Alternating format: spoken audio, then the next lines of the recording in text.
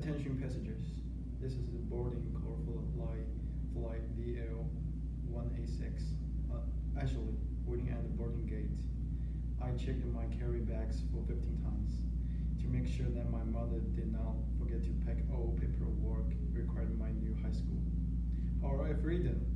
Brought me into a traditional Chinese family. I had a life that every student of the same age would have. Loving parents, no childhood drama, living in my hometown for 15 years. My overprotective parents make decisions on my behalf. From what color would you like good on me? Is greenish yellow? Or if you want, to which high school I should attend. As I was about to start a new chapter of my life, I had this max feeling. I was glad to have freedom to live with my own life. Meanwhile, I felt sad and somehow worried because my parents living on the other side of the planet wouldn't be there for me all the time. But I have handled it well. I made great efforts to cross the obstacle that every international student faced during the first semester. There was a huge difference between China and the United States. So I tried to integrate into American culture, the American way of learning, and the American way of making friends. After 2 months, I no longer had to sit alone at the lunch table. Fast forward to my sophomore year, after I finally get used to the humid, warm Florida weather, I retrieved an unexpected call, holding the banana very smooth. My phone rang when my friend and I walked back to the school from the German juice store, hurrying up to prompt there. So I had to retrieve into my pocket to retrieve my cell phone with a variable left hand.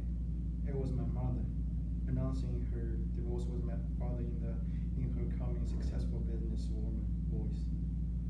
All of a sudden, I froze on the sidewalk, almost dropping off the cell phone into my smooth.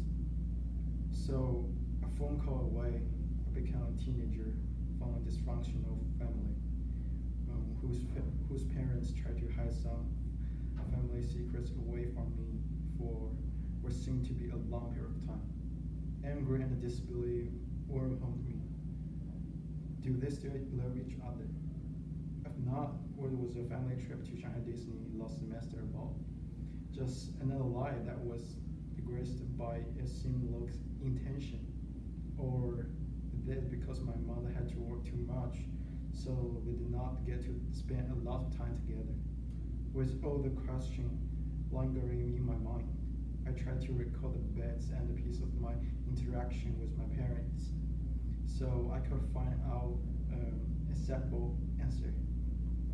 However, from those 2 minutes long video calls with my parents every week, I realized my search for truth behind that divorce was in vain.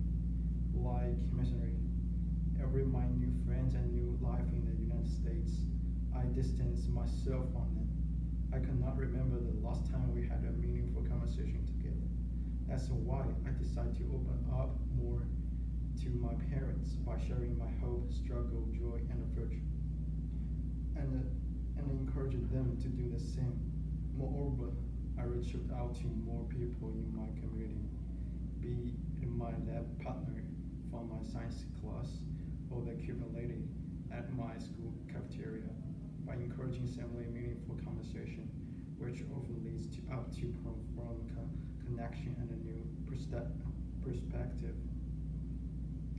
Flashback to summer 2015, pushing the cart slowly with my 2 oversized luggage. I saw my parents stand together at the envelope floor, with somehow a warped smile on their face. Again, do they still love each other? The answer seemed to trouble now. We are still family, who will always be there for each other. In the past 4 years, I have experienced a major turning point in my life. Although this experience not happy for me, I have learned a lot and let me begin to release what's real life. Although I need time to adapt. Also, a Although it is hurt a lot, but I will still go step by step with the wind and the rain. During this time, I learned to calm my mind and look at the hurdles in your life, learning how to notice others and be kind to the people